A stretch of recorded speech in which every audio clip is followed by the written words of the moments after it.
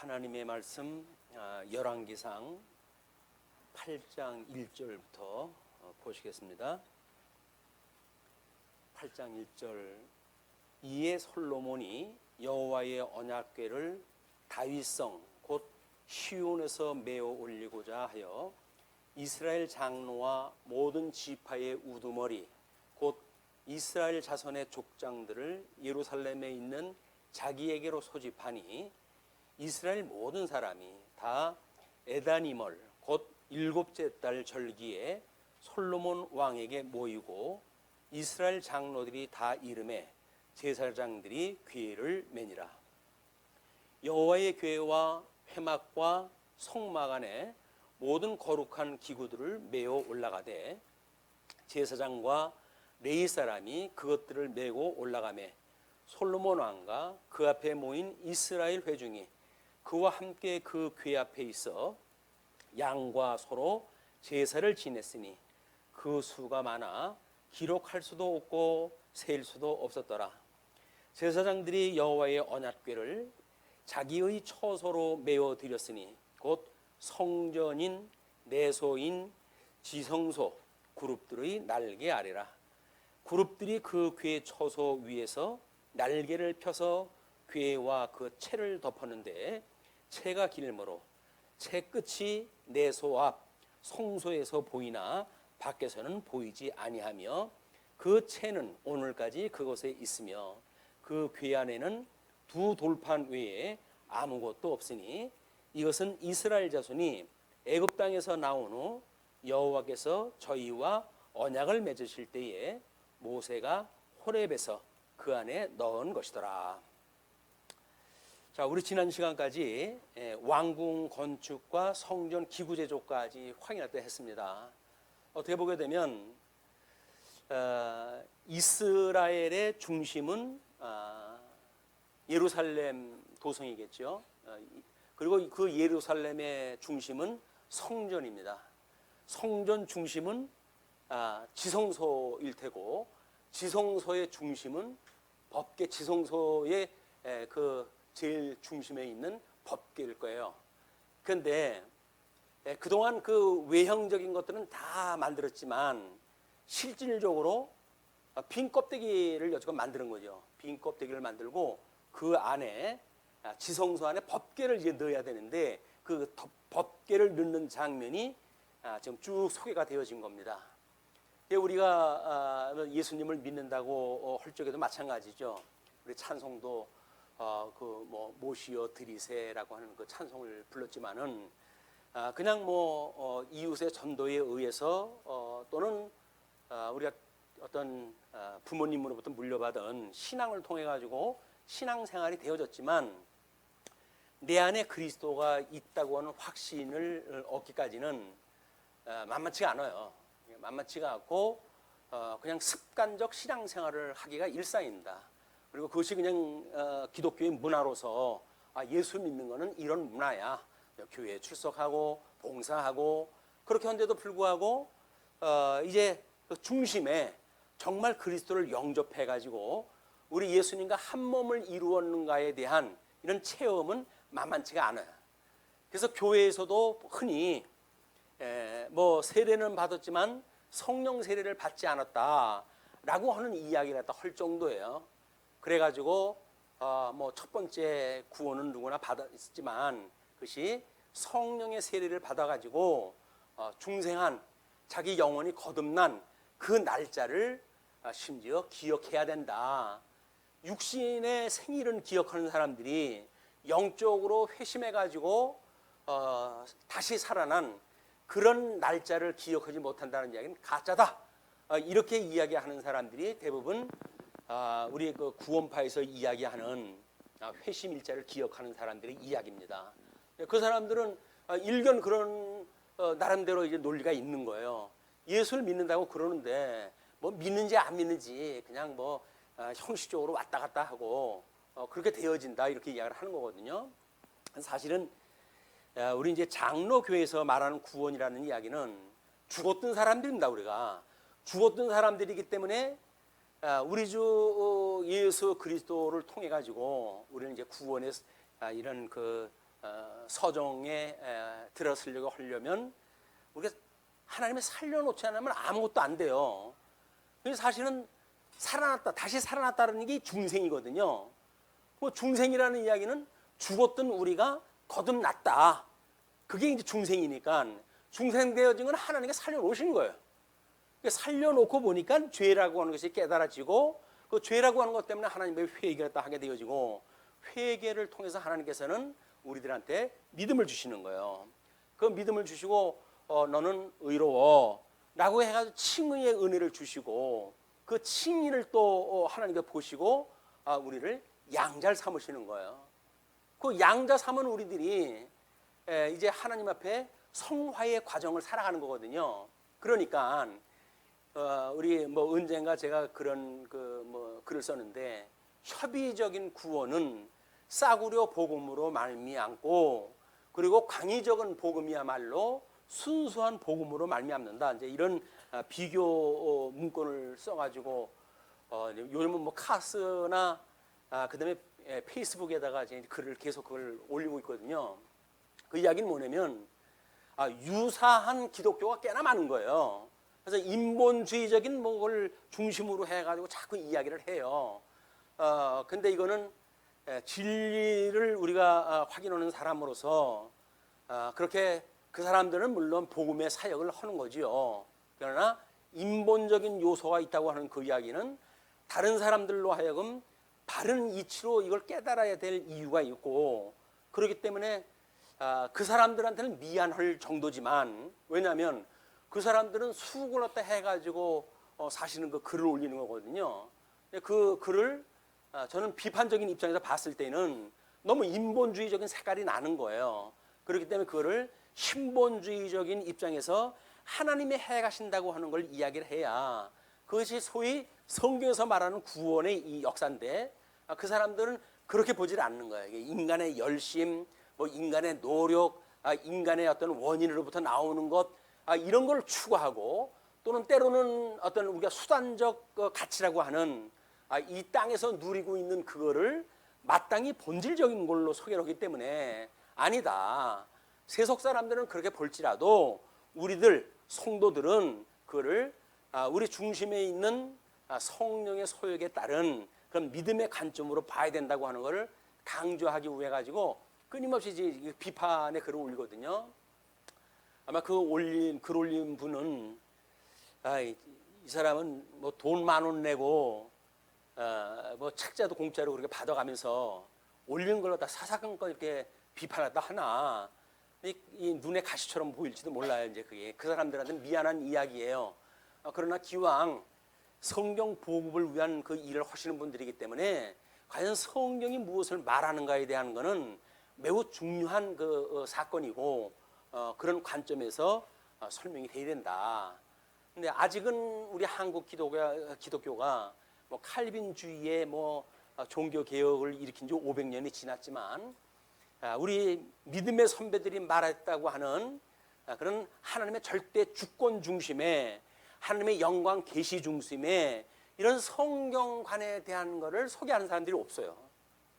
이미 믿음의 선배들은 500년 전에 그걸 선포를 갖다 했는데 그리고 대대로 교육을 시키라고 해가지고 뭐 그 글로 써가지고 후배들한테 물려준 거 아닙니까? 근데 그 계승이 안 되는 거예요.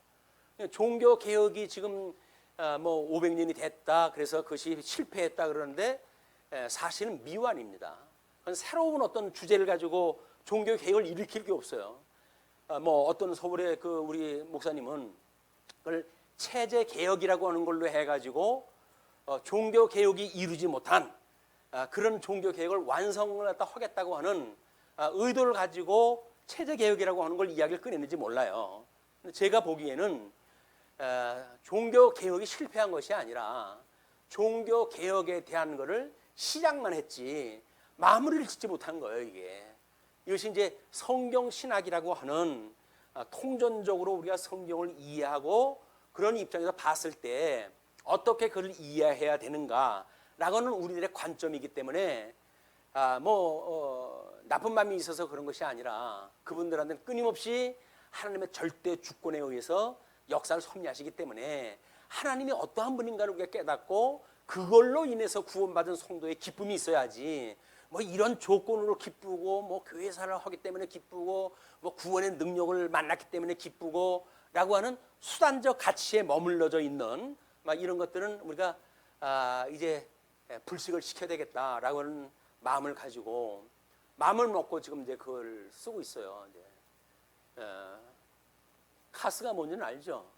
예, 카카오 스토리 그게 카스예요.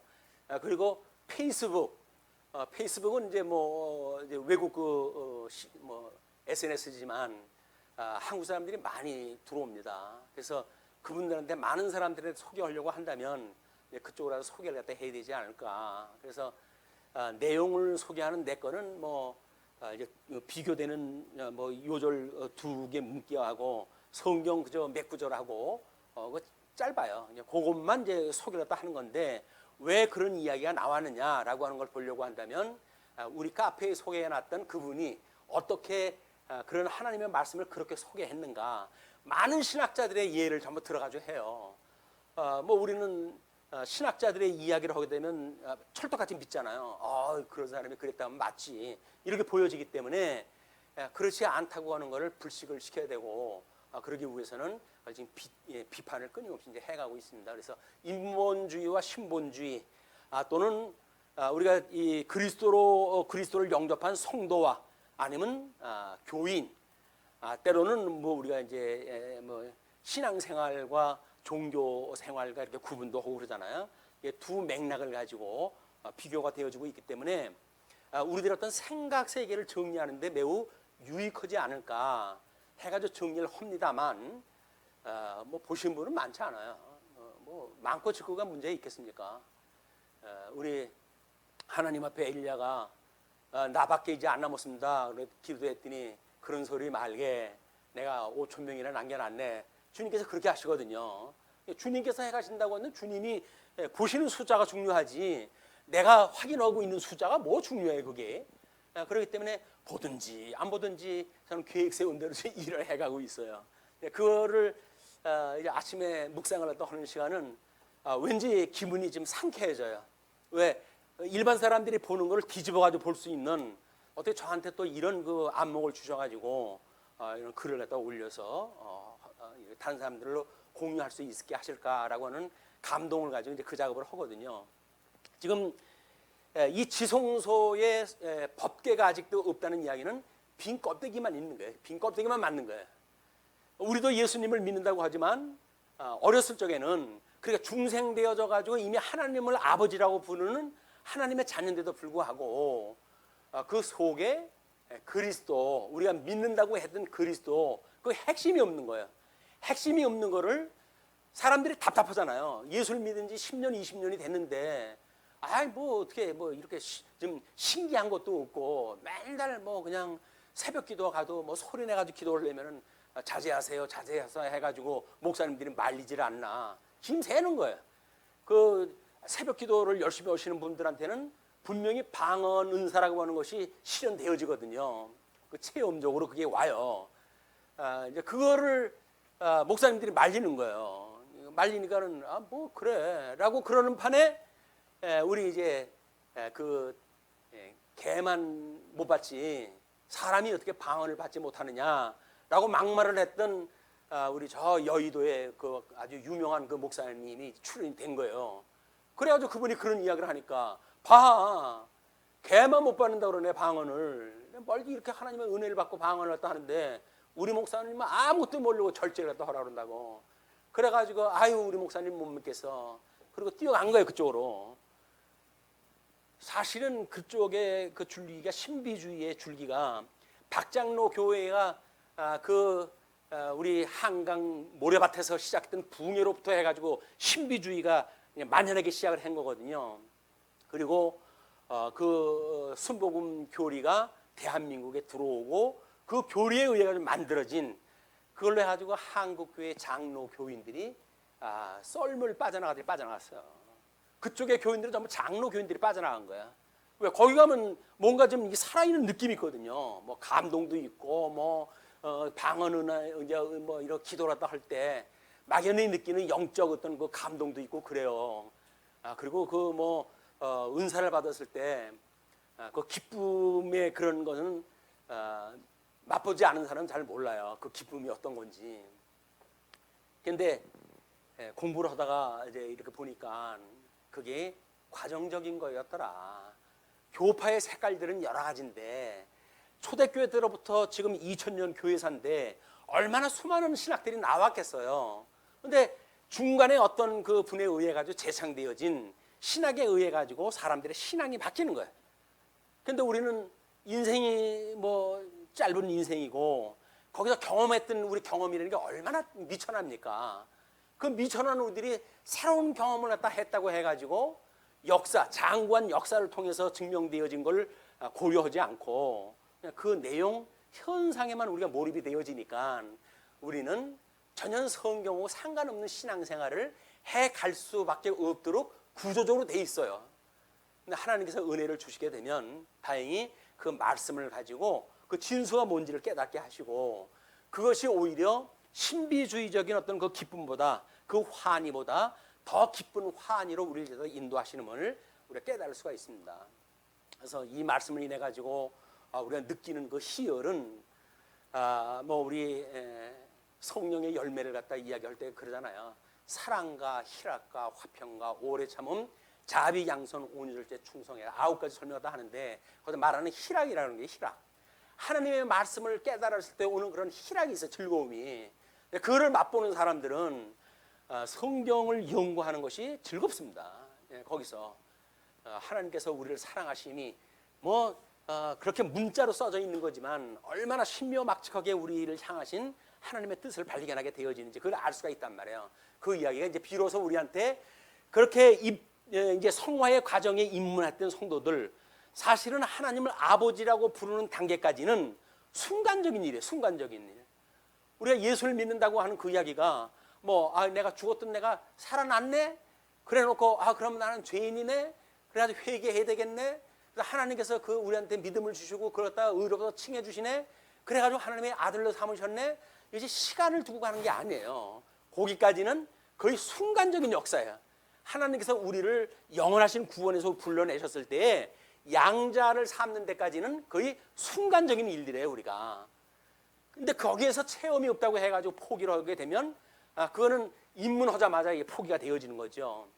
근데 이제 우리가 이런 성경을 통해서 보니까 성화의 과정을 살아갈 때 뭐 철로역정에서 이제 뭐 제일 처음에 의심의 뭐 그 사람도 만나고 뭐 여러 사람들이 만나잖아요. 율법의 사람도 만나고 그런 사람들이 전부 왜곡시키는 일들이거든요. 이제 성화 과정을 내가 이제 그 전도자한테 이야기를 듣고 출발을 하는데 그 출발을 할 때 하자마자 뭐 집안 식구들은 말리고 반대를 갖다 하고 그런데 그걸 뚫고 이제 집을 나갔잖아요. 그런데도 불구하고 뭐 의심의 뭐 친구도 만나고 거기서 뭐 누구도 만나고 이렇게 계속 만나가지고 방해받는 일로 해가지고 점철되어져 있는 것이 구원의 역사예요.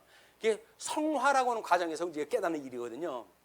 성화의 과정을 보게 되면 그 말씀을 통해 가지고 예수를 그리스도로 그렇게 깊은 기쁨을 느끼는 그런 영접을 내가 했구나. 그때 영접하는 게 아니에요. 사실은 이미 영접됐는데 영접된 거를 깨닫는 시간이 온다는 거예요. 그것이 우리는 성령의 역사로 보지요. 근데 신비주의자들은 그때 비로소 예수님을 영접했다. 이제 그렇게 이야기를 하는 거예요. 예수님을 영접하지 않고 우리가 어떻게 예수님을 믿는 믿음으로 해가지고 의롭다고 칭함을 받겠어요. 논리적으로 안 되잖아요. 협의적인 걸로 보는 사람들은 그걸로 구원 다 받았다고 해가지고 성화의 과정을 우습게 여기니까 문제가 만들어지고 또 이제 이런 신비주의 입장에서는 사람들이 예수를 믿는다고 그러는데 뭐 믿는 것 같지도 않아. 뭐 거룩한 생활도 안 해. 뭐 이런 생각, 이런 말로 해가지고 이제 행위를 통해서 비판을 하는 거예요. 근데 예수님을 우리가 이제 믿고 하나님의 말씀을 상고하다 보게 되면 그게 질서가 잡혀가기 시작을 하는 겁니다. 그 질서가 잡혀가는 것이 구원의 역사에 대한 일들, 성화의 과정들에 다 하나님이 우리한테 주었던 율법은 뭐고 거기서 우리는 주님께서 다 이루었다고 그러는데 왜 믿음의 선배들은 아직도 십계명을 우리들의 그 대열이 소열이 문답에다가 주셔가지고 그거를 관심 있게 하시는가? 그거를 성경학자들이 제대로 모르게 되면 칼빈은 그걸 허라고 그러네, 지키라고 그러네, 그렇게 이해를 하는 거예요. 칼빈은 그렇게 이야기한 게 아니에요. 율법의 기능이 우리한테 깨달음을 주어서 우리가 죄인인 걸 깨닫게 하신다는 거예요. 그러니까 우리 오전에도 이야기를 했지만 죄인인 걸 끊임없이 깨달아야 그로부터 우리 하늘에서부터 오는 은혜를 구하게 되어지고 그 은혜를 만났을 때 우리가 기쁨을 얻게 되어지는 거거든요. 죄인인 줄 모르고 그리고 살아가면서 무슨 예수를 믿겠어요. 예수님이 우리한테 가르쳐 주신 주기도문에 보게 되면 우리가 우리에게 죄진 자를 사한 것처럼 우리 죄를 사하여 주옵시고, 아니 사했다면요, 그래서 구원받은 거라면요, 원죄 우리 주님께 다 갚으셨다면요, 근데 뭔 또 우리가 우리에게 죄진 자를 사해줘야 우리 죄를 사해 주실 때가 있다고 우리가 그렇게 기도하다 하는가? 그게 구원에 대한 우리 신앙 고백인 거예요. 내가 주님이 용서를 또 해가지고 용서함을 받았는데 그 믿음대로 우리 지체 아는 지체에게 그런 나한테 잘못되어진 걸 용서했습니다. 그것이 내가 속죄받았다고 하는 신앙 고백이란 말이에요.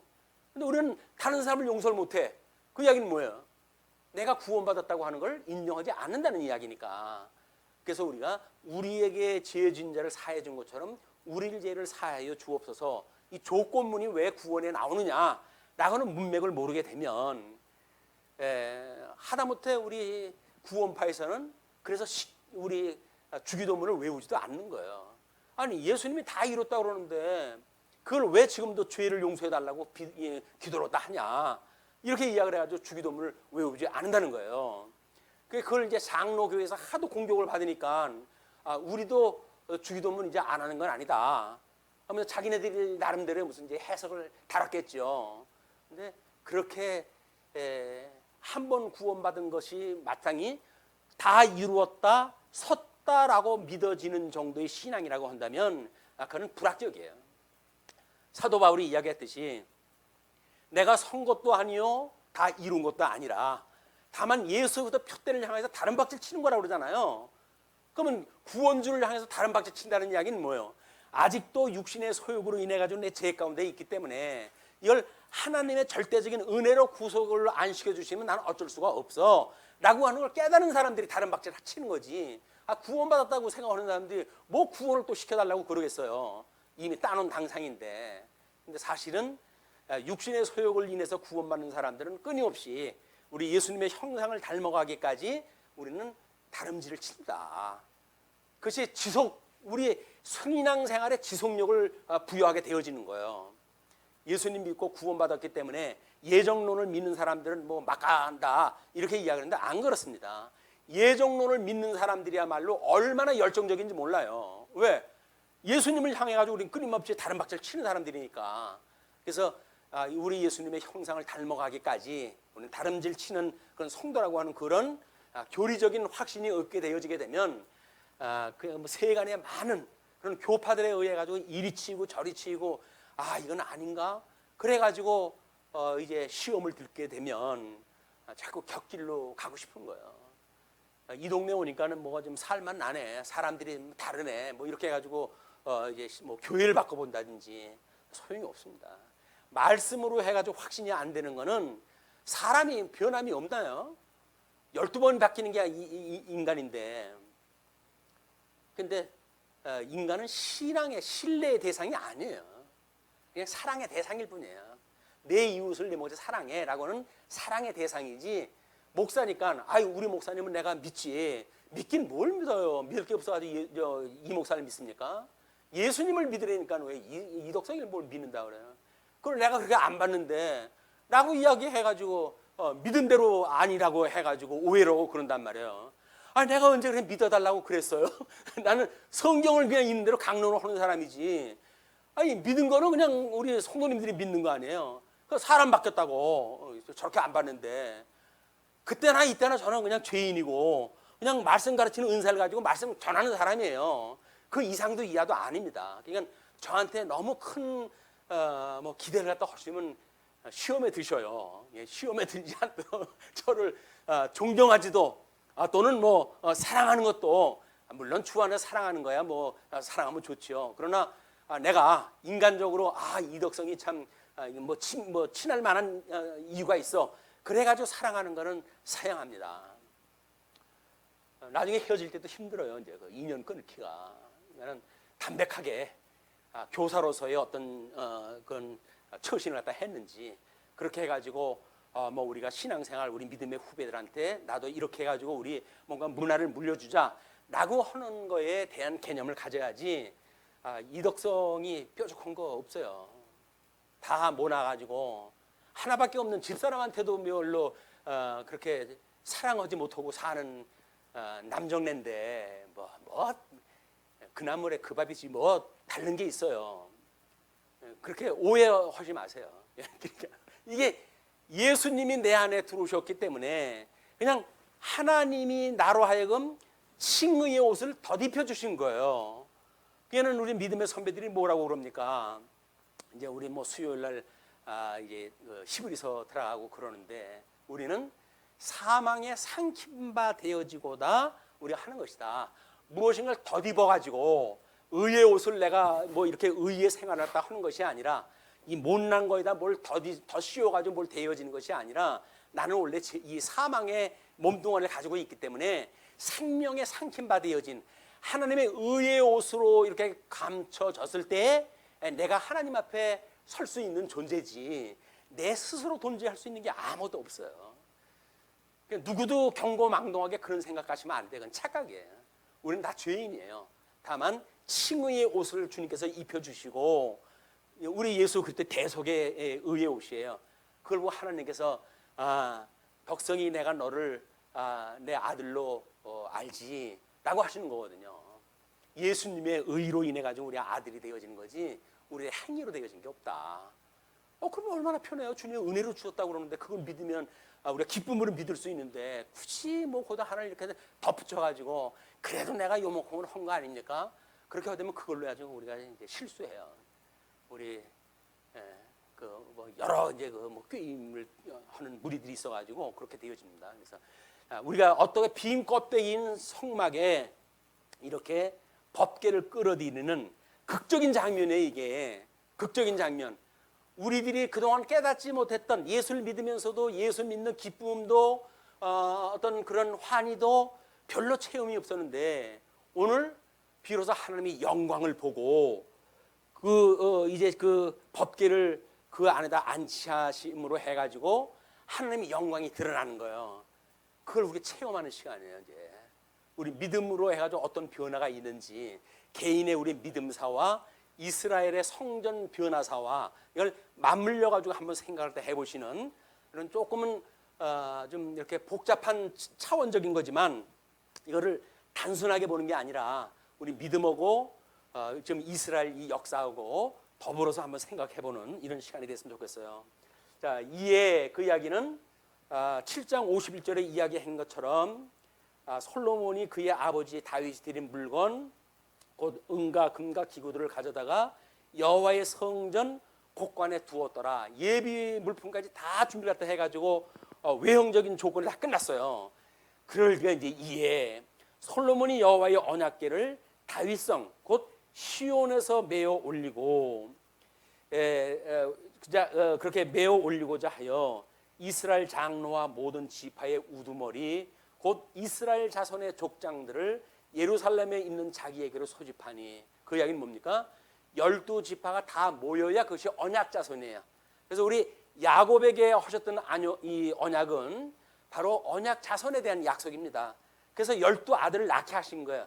4명의 아내를 구해야지 12명의 아들을 낳게 하신 것은 12명의 지파를 가지고 하나님의 언약 자손을 삼으셨기 때문에 그래요.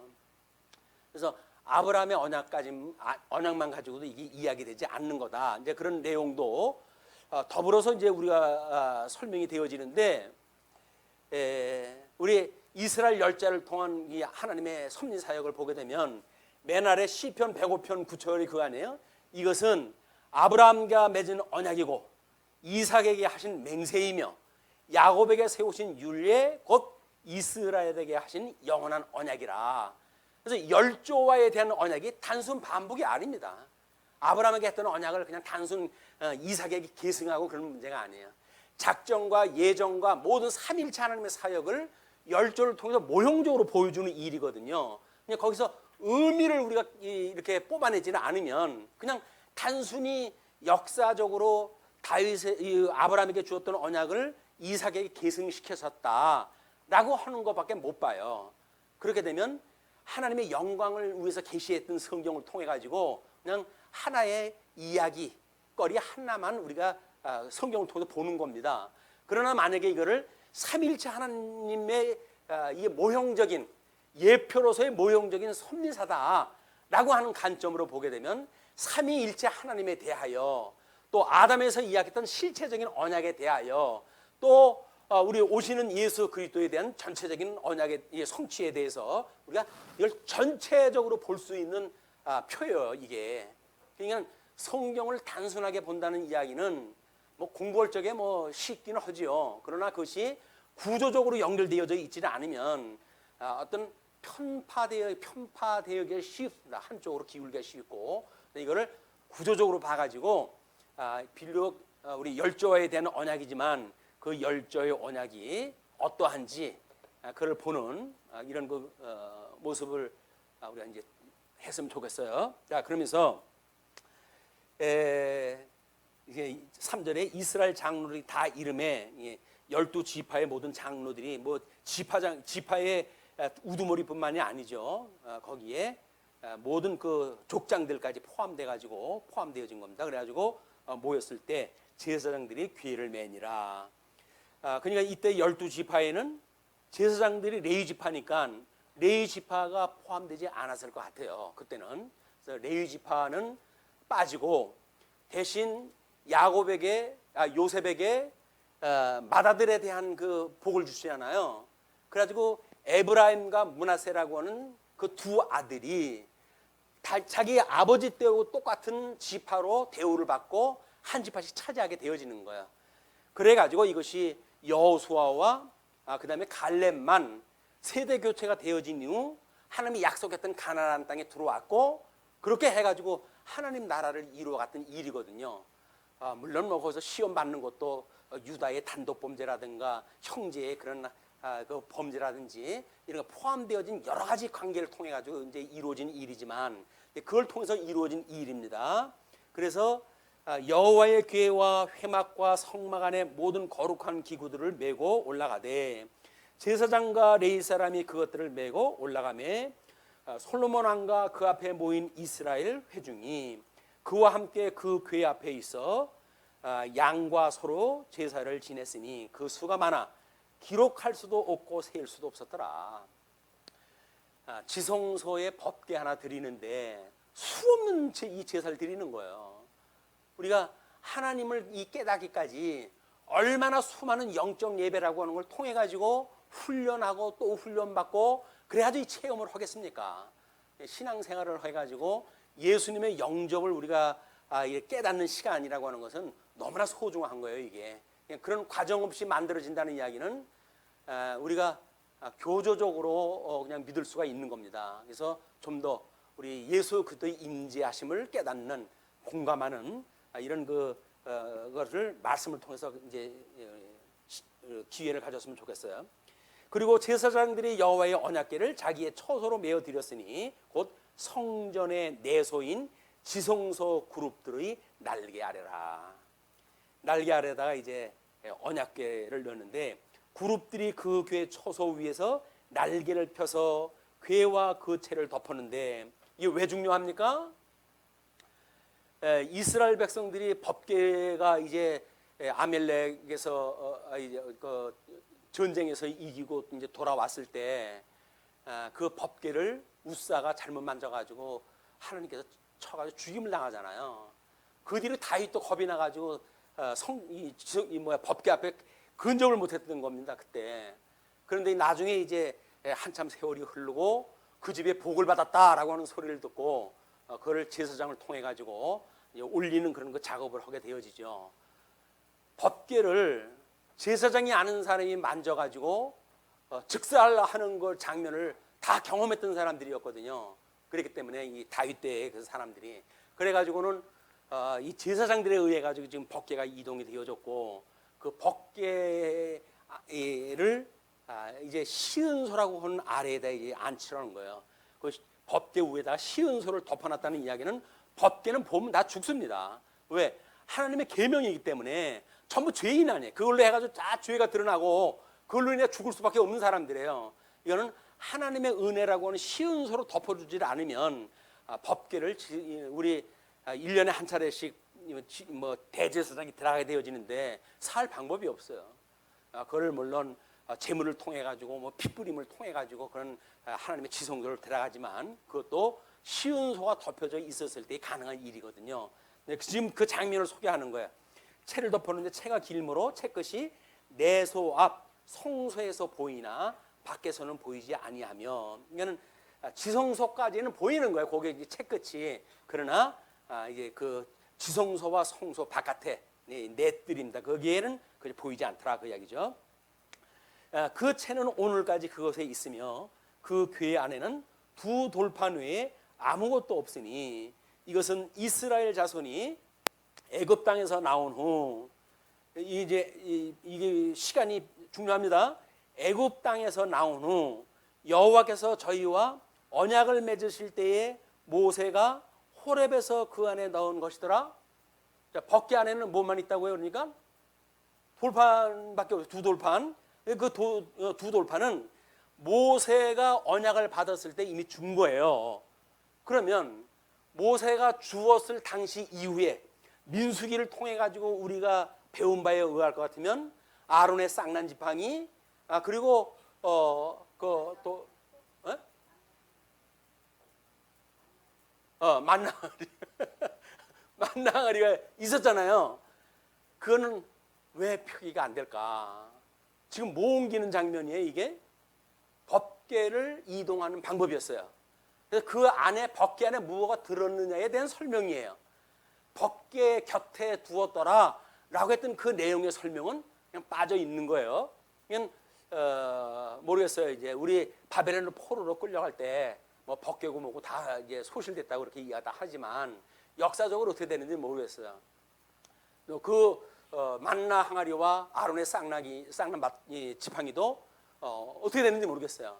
그러나 지금 법궤를 정상적으로 이동을 시키고 성전을 정상적으로 안치를 갖다 하고 만들어 완성될 때 그것이 없어졌을까?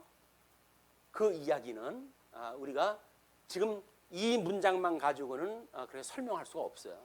왜냐하면 이거는 지성소에 지금 안치되어지는 법궤 그 안에 있는 걸 설명하는 것이기 때문에 앞에 민수기에서부터 성막 내소에 두었을 때 우리가 법궤 곁에 두었더라 라고 하는 설명이 있었기 때문에 그 법궤 곁에 있었던 내용들은 설명이 안 됐을 뿐이지 없다고 하는 이야기로는 우리가 볼 수 없기 때문에 그거는 앞과 뒤가 틀리다든지 아니면 그동안에 뭐 소실됐다든지 이런 의역을 할 필요가 없다. 다만 설명이 없는 것뿐이에요. 설명이 없으면 뭐 다 있겠죠. 거기서 뭐 지금 재 움직이는 그런 그 기구까지 다 옮기고 그랬으니까. 그래서 이제 그 날개 오래 그렇게 했고 거기에는 아무것도 없었다고 이렇게 이야기를 했잖아요. 그런데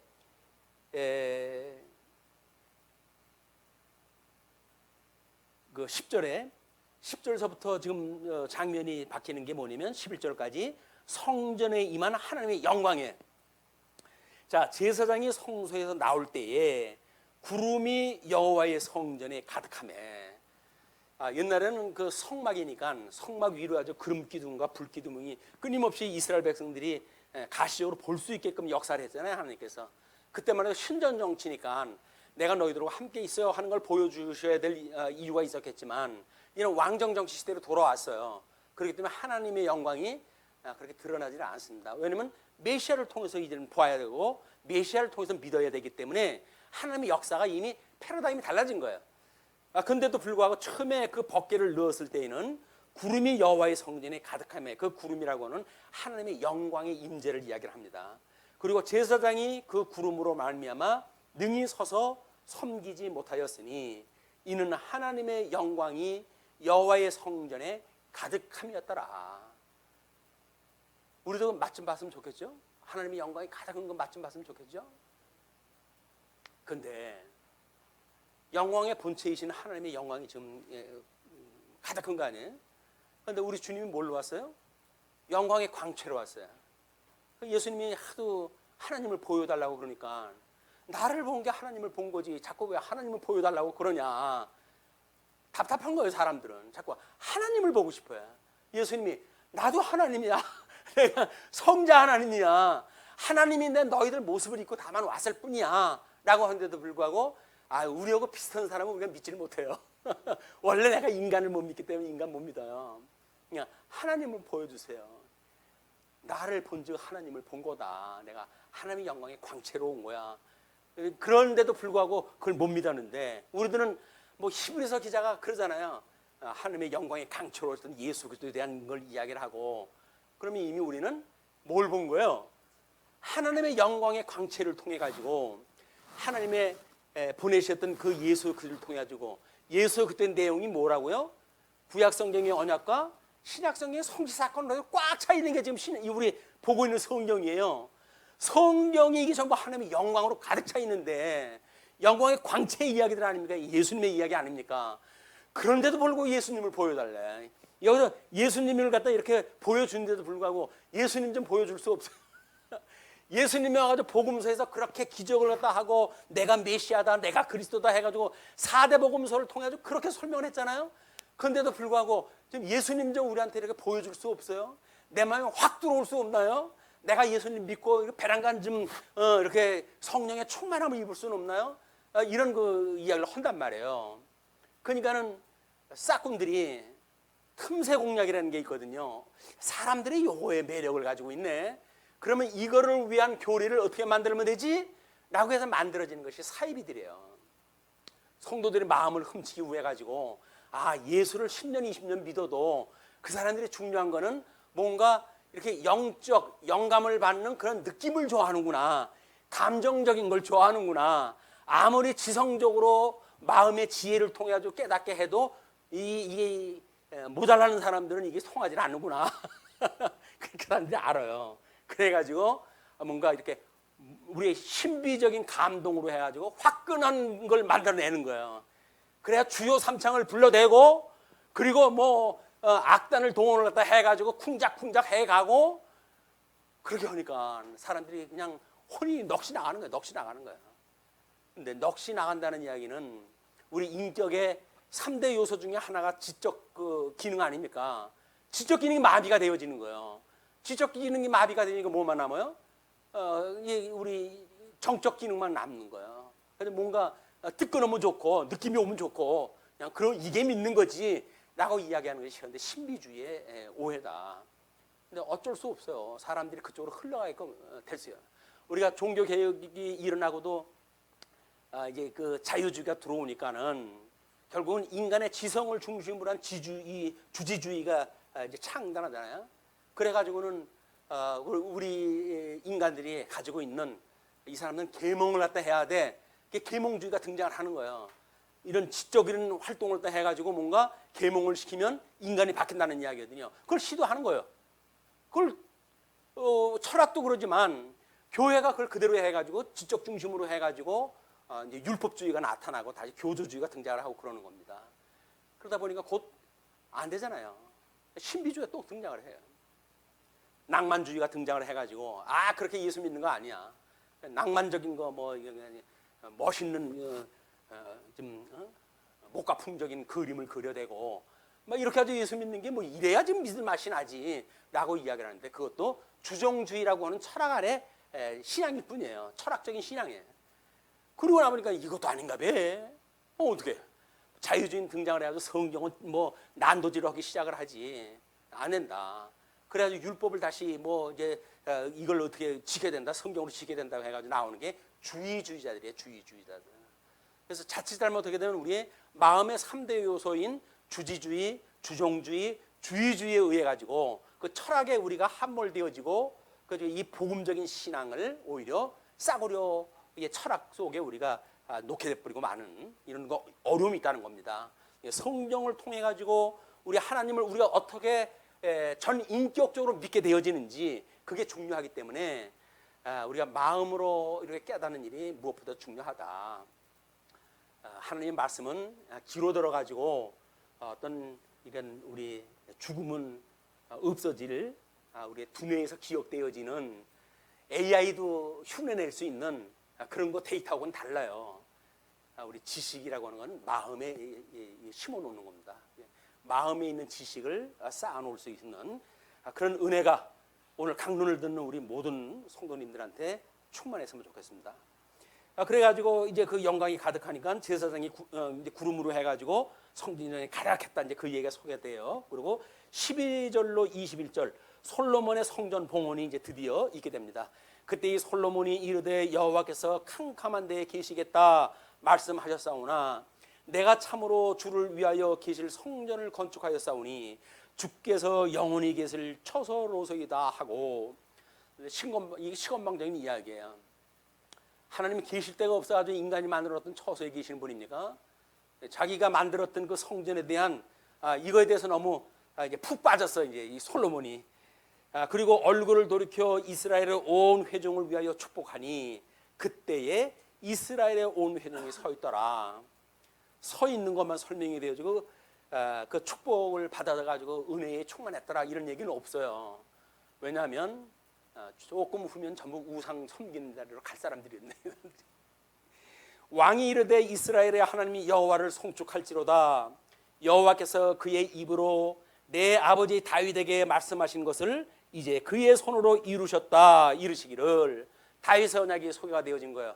우리 이제 이 앞에 보시게 되면 다윗의 언약이 하나님의 종으로 인정을 하셨고, 우리 사무엘사 하나님의 나라 선민국가 창건할 때 했을 때 다윗에게 하셨던 언약이에요.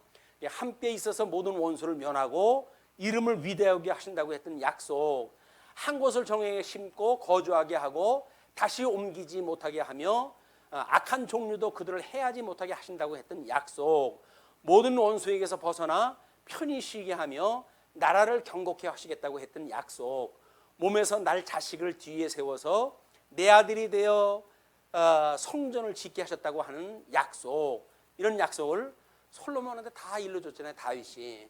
그 약속을 구해가지고 지금 하나님 앞에 이야기를 이제 기도를 다 하는 겁니다. 내 아버지 다윗에게 말씀하신 것을 이제 그의 손으로 이루셨도다 이르시기를. 내가 내 생전 이스라엘을 애굽에서 인도하여 낸 날부터 내 이름을 둘 만한 집을 건축하기 위하여 이스라엘 모든 지파 가운데에서 아무 성읍도 택하지 아니하고 다만 다윗을 택하여 내 백성 이스라엘을 다스리게 하였노라 하신지라. 내 아버지 다윗이 이스라엘의 하나님 여호와의 이름을 위하여 성전을 건축할 마음이 있었더니 여호와께서 내 아버지 다윗에게 이르시되 내가 내 이름을 위하여 성전을 건축할 마음이 있으니 이 마음이 내게 있는 것이 좋도다. 그러나 너는 그 성전을 건축하지 못할 것이요 내 몸에서 낳을 내 아들 그가 내 이름을 위하여 성전을 건축하리라 하시더니 이제 여호와께서 말씀하신 대로 이루시도다. 내가 여호와께서 말씀하신 대로 내 아버지 다윗을 이어서 일어나 이스라엘의 왕위에 앉고 이스라엘의 하나님 여호와의 이름을 위하여 성전을 건축하고 내가 또 그곳에 우리 조상들을 애굽 땅에서 인도하여 내실 때에 그들과 세우신 바 하나님의 언약을 넣은 궤를 위하여 한 처소를 설치하였도다. 출애굽 사건서부터 쭉 소개가 되어지잖아요. 이게 구원의 역사라는 게 그런 거예요. 이렇게 일관적으로 해가지고 어떻게 세례를 받고 어떻게 구원을 받고 하는 것이 이렇게 통전적으로 자기가 이해를 하고 그리고 하나님을 믿는 거지, 단순하게 어떤 시절에 어떤 교회 갔더니 어떤 사람이 특정된 무슨 뭔가를 이야기를 했다, 그거에 내가 감동을 받아도 그게 신앙생활을 한다, 그 이야기는 너무 우리가 그런 걸 중심으로 살기에는 인생이 짧아요. 경험할 수 있는 기회가 그렇게 많지는 않습니다. 우리가 살아생전에 우리가 경험할 수 있는 신앙생활의 이 경험의 시간이 짧아요.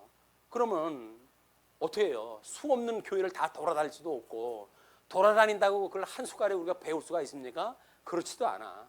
그 교회 가게 되면 적어도 석 3년은 배워야 그 교회를 갖다 깨달을 텐데, 그것도 불가능한 거예요. 몇 개 우리가 교단을 다녀봤자 얼마 없어요. 그러나 우리가 이제 이 신학이 여기까지 오기에 뭐 우리의 어거스틴과 펠라기우스의 논쟁이라든지 칼빈과 알미니우스의 논쟁이라든지 이런 것들을 보게 되면 결국은 하나님의 절대 주권과 인간의 이런 자유의지에 대한 문제예요. 인간이 뭘 할 수 있다고 하는 인본주의적인 요소를 가지고 있는가, 아니면 전적으로 하나님께서 그렇게 해가시는가에 대한 섭리입니다. 그냥 기독교사 2000년 동안에 큰 줄기에 큰 싸움이 있었는데 그 두 가지, 결국은 초대도 마찬가지고 우리 종교개혁도 마찬가지입니다. 그 두 가지 있던 것이 하나님의 절대 주권을 믿을 것인가, 인간이 뭘 할 수 있겠다고 하는 의지를 주장할 것인가 라고 하는 이야기인데, 역사적으로 해가지고 하나님의 절대 주권이라고 하는 것이 이게 이겨온 신학의 이 체계예요. 인간이 뭘 할 수 있다고 하는 그런 체계는 이미 무너진 겁니다. 그러나 21세기 이후로 우리가 이제 그 모더니즘을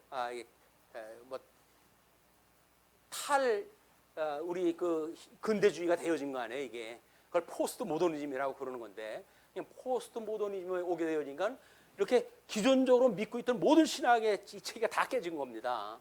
이런 때에 어떤 하나의 체제를 우리가 믿는다는 것이 매우 어렵다. 우리가 500년 전 믿음의 선배들이 우리에게 남겨주었던 표준교리, 신도 개요를 중심으로 해가지고 성경을 논리적으로 볼 수 있는 이 은혜에 주셨다는 이야기는 적어도 500년간은 이런 것이 없었어요. 500년간 이걸 주신 거는 우리에게밖에 없는 거예요. 그걸로 우리가 이게 하나님의 한없는 은혜 가운데 있다고 하는 확신을, 다른 설명이 필요 없어요. 그걸로도 알 수 있다고 보여집니다. 자, 그리고 22절로부터 이제 50절까지 솔로몬의 기도가 소개가 되어지는데, 솔로몬의 기도인즉 바로 이어갑니다. 자, 솔로몬이 여호와의 제단 앞에서 이스라엘의 온 회중과 마주서서 하늘을 향하여 손을 펴고 이르되, 이스라엘 하나님 여호와여, 위로 하늘과 아래로 땅에 주와 같은 신이 없나이다. 주께서는 온 마음으로 주의 앞에서 행하는 종들에게 언약을 지키시고 은혜를 베푸시나이다. 주께서 주의 종 내 다윗 아버지 다윗에게 하신 말씀을 지키사 주의 입으로 말씀하신 것을 손으로 이루심이 오늘과 같으니이다. 이스라엘의 하나님 여호와여, 주께서 주의 종 내 아버지 다윗에게 말씀하시기를, 내 자손이 자기 길을 삼가서 내가 내 앞에서 행한 것 같이 내 앞에서 행하기만 하면 내게서 나서 이스라엘의 왕위에 앉은 사람이 내 앞에서 끊어지지 아니하리라 하셨사오니, 이제 다윗을 위하여 그 하신 말씀을 지키시옵소서. 그런즉 이스라엘의 하나님이여, 원하건대 주는 주의 종 내 아버지 다윗에게 하신 말씀이 확실하게 하옵소서. 하나님이 참으로 땅에 거하시리까 하늘과 하늘들의 하늘이라도 주를 용납하지 못하겠거든 하물며 내가 건축한 이 성전이오리까. 그러나 내 하나님 여호와여, 주의 종이 기도와 간구를 돌아보시며 이 종이 오늘 주 앞에서 부르짖음과 비는 기도를 들으시옵소서. 주께서 전에 말씀하시기를 내 이름이 거기 있으리라 하신 곳 이 성전을 향하여 주의 눈이 주야로 보시오며 주의 종이 이곳을 향하여 비는 기도를 들으시옵소서. 중요한 모세 오경을 중심으로 했던 이제 기도가 나옵니다. 주의 종과 주의 백성 이스라엘이 이곳을 향하여 기도할 때에 주는 그 간구함을 들으시되, 주께서 계신 곳 하늘에서 들으시고 들으시사 사하여 주시옵소서. 하나님 앞에 흩어져 있는 모든 백성들이 돌아오게 되어지는 그 내용들인데, 31절부터 이렇게 계속됩니다. 만일 어떤 사람이 그 이웃에게 범죄함으로 맹세시킴을 받고 그가 와서 이 성전에 있는 주의 제단 앞에서 맹세하거든 주는 하늘에서 들으시고 행하시되 주의 종들을 심판하사 악한 자의 죄를 정하여 그 행위대로 그 머리에 돌리시고 의로운 자를 의롭다 하사 그의 의로운 바대로 갚으시옵소서. 성전은 한마디로 뭐에 대한 이야기라고 그랬어요? 전부 메시아에 대한 이야기라고 그랬어요. 그럼 지금 솔로몬의 이 이야기는 성전에서 기도하라는 이야기는 뭐예요? 메시아의 이름으로 구하는 모든 자들에게 오늘 우리가 예수님의 이름으로 기도합니다 라고 하는 모든 내용대로 그걸 지금 기도하다 하는 거예요. 그러면서 이제 만일 주의 백성 이스라엘이 주께 범죄하여 적국 앞에 패하게 되므로 주께로 돌아와서 주의 이름을 인정하고 이 성전에서 주께 기도하며 간구하거든 주는 하늘에서 들으시고 주의 백성 이스라엘의 죄를 사하시고 그들의 조상에게 주신 땅으로 돌아오게 하옵소서. 회복의 역사를 전부 기도했다 해요. 만일 그들이 주께 범죄함으로 말미암아 하늘이 닫히고 비가 없어서 주께 벌을 받을 때에 이곳을 향하여 기도하며 주의 이름을 찬양하고 그들의 죄에서 떠나거든 주는 하늘에서 들으사 주의 종들과 주의 백성 이스라엘의 죄를 사하시고 그들이 마땅히 생할 선한 길을 가르쳐 주시오며 주의 백성에게 기업으로 주신 주의 땅에 비를 내리시옵소서. 회복의 역사를 이루어 주옵소서 그 이야기예요. 이걸 주님께서는 간단하게 이제 우리가 우리에게 죄인들을 사해 준 것처럼 우리 죄를 사하시고 우리를 시험에 들게 하지 마시고 우리 다만 악에서 구하옵소서라고 하는 걸 압축되어야 되는 거예요. 예수님이 가르쳐 준 기도가. 그래서 만일 이 땅에 기근이나 전염병이 있거나 곡식이 시들거나 깐부기가 나거나 메뚜기나 황충이 나거나 적국이 와서 성읍을 에워싸거나 무슨 재앙이나 무슨 질병이 있든지 막론하고 한 사람이나 혹 주의 온 백성 이스라엘이 다 각각 자기의 마음의 재앙을 깨닫고 이 성전을 향하여 손을 펴고 무슨 기도나 무슨 간구를 하거든 주는 계신 곳 하늘에서 들으시고 사하시며 각 사람의 마음을 아시오니 그들의 모든 행위대로 행하사 갚으시옵소서. 주만 홀로 사람의 마음을 다 아심이니이다. 그리하시면 그들이 주께서 우리 조상들에게 주신 땅에서 사는 동안에 항상 주를 경외하리이다. 요한계시록에서 성도들의 이 기도가 제단 밑으로부터 아주 하늘로 올라갈 때 하나님 그 기도를 연락을 갖다 하시잖아요. 성도들의 기도는 하나님 앞에 연락되어지는 거야. 우리 성전 제단 아래서 그 불로 태워드린 우리 제물을 통해 가지고 만들어진 거 아닙니까? 그 빛이 그거로부터 올라가는 기도. 우리가 하나님 앞에 기도하는 일들은 전부 제단 밑으로부터 올라가는 기도들이에요. 우리 영적 제사라고 해가지고 우리를 매일마다 예수님과 함께 죽었다고는 신앙 고백과 더불어서 만들어지는 그 기도를 통해 가지고 하늘나라의 것이 올라가는 기도다. 그 기도를 우리 주님께서 들어주시는 거예요. 41절 또 주의 백성 이스라엘에 속하지 아니한 자 곧 주의 이름을 위하여 먼 지방에서 온 이방인이라도 그들이 주의 크신 이름과 주의 능한 손과 주의 표신 팔의 소문을 듣고 와서 이 성전을 향하여 기도하거든 주는 계신 곳 하늘에서 들으시고 이방인이 주께 부르짖는 대로 이루사 땅의 만민이 주의 이름을 알고 주의 백성 이스라엘처럼 경외하게 하시오며 이방인 구원까지 이야기합니다. 또 내가 건축한 이 성전을 주의 이름으로 일컫는 줄을 알게 하옵소서. 44절 이렇게 계속돼요. 주의 백성이 그들의 적국과 더불어 싸우고자 하여 주께서 보내신 길로 나갈 때에 그들이 주께서 택하신 성읍과 내가 주의 이름을 위하여 건축한 성전이 있는 쪽을 향하여 여호와께 기도하거든 주는 하늘에서 그들의 기도와 간구를 들으시고 그들의 일을 돌아보옵소서. 끊임없이 우리는 주님 앞에 기도하는 일이 하나님 저 형편이 이래요 라는 것만 이야기하라는 거야.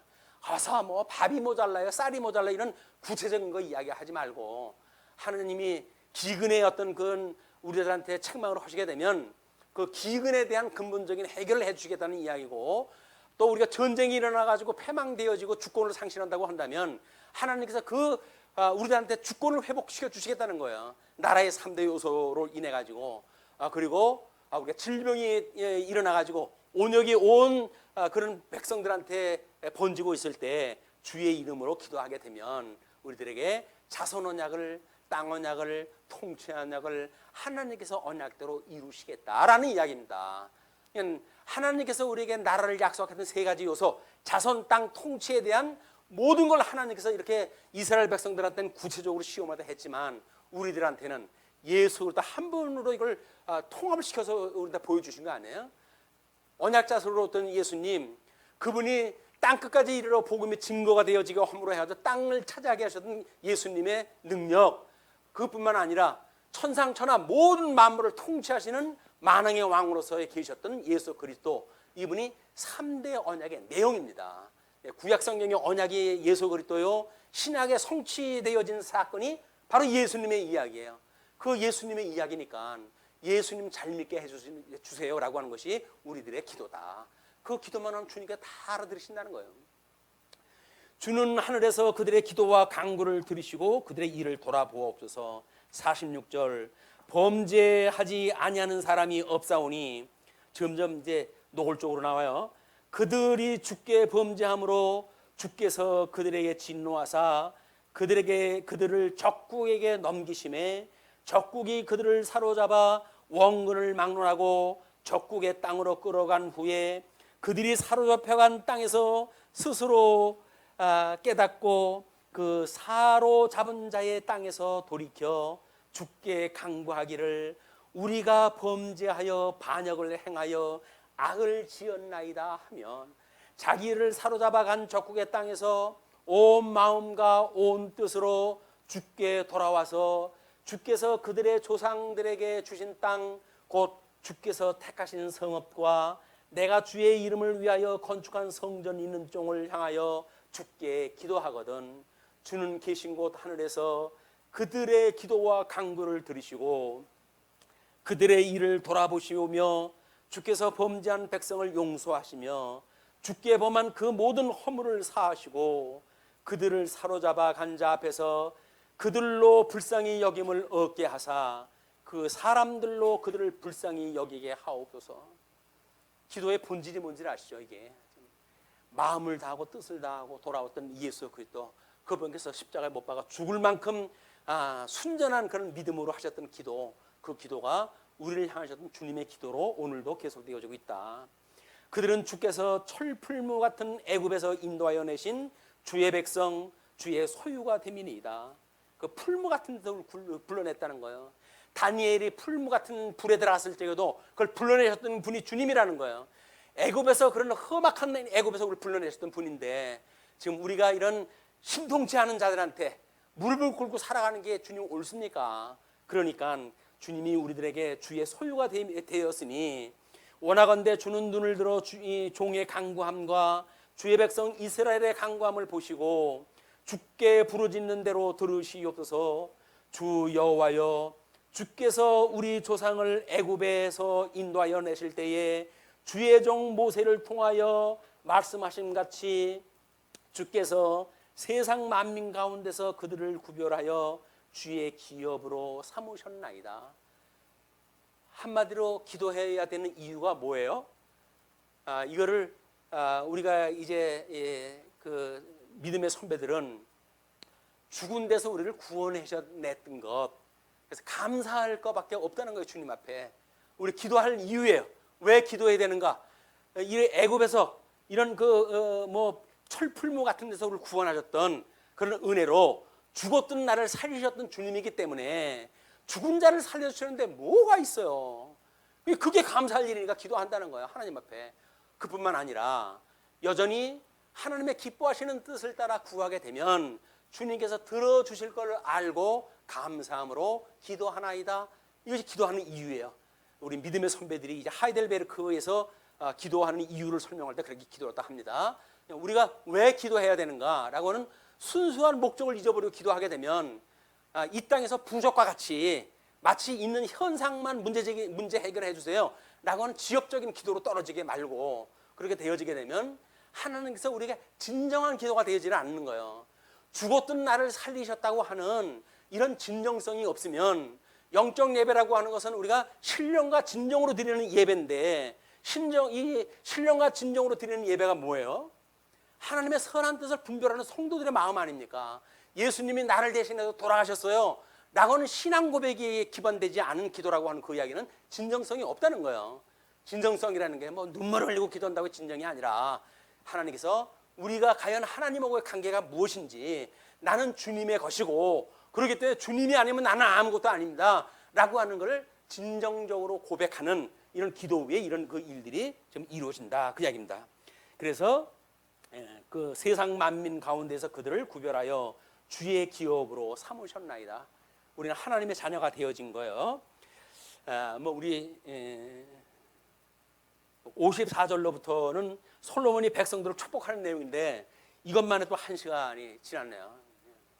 이걸로 해서 오늘은 8장은 이 내용으로 맺기로 하죠. 기도하시겠습니다. 자비로우신 우리 하나님 아버지, 은혜를 감사합니다. 참 저희들이 무엇이간데 이 놀라우신 은혜를 깨닫고 살아가게 하시니 하나님 감사합니다.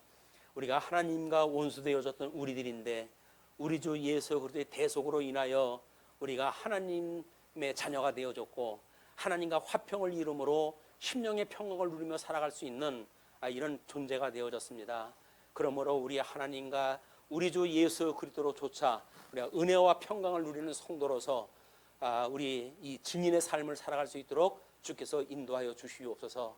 흩어지는 한 주 동안도 여전히 은혜의 장중 아래 두시오 그를 비웠고 또 우리를 구원하신 우리 주 예수 그리스도의 이름으로 기도하옵나이다.